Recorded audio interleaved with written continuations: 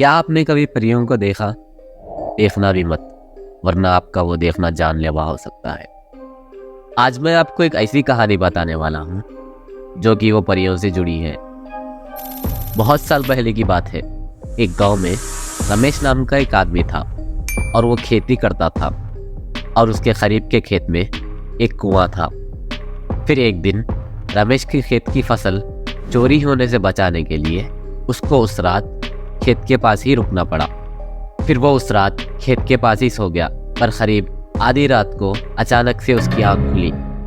उस रात रमेश को उसके करीब के खेत के कुएं के पास से कुछ अजीब सी आवाज़ें आ रही थी और तो और उसको वहाँ से कुछ सफ़ेद रोशनी भी दिख रही थी।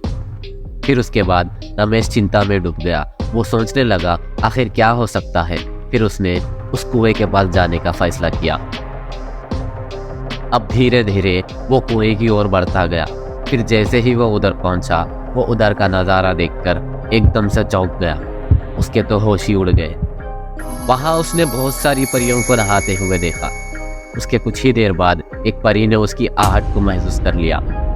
अब उसके बाद उन सारी परियों ने मिलकर रमेश को बोला, तू आज हमको देख तो लिया, मगर ये किसी को मत बताना। अगर तूने किसी को बता डाला फिर उसके बाद तेरा सर फटकर तो मर जाएगा। अब ये सुनकर रमेश परेशान हो गया।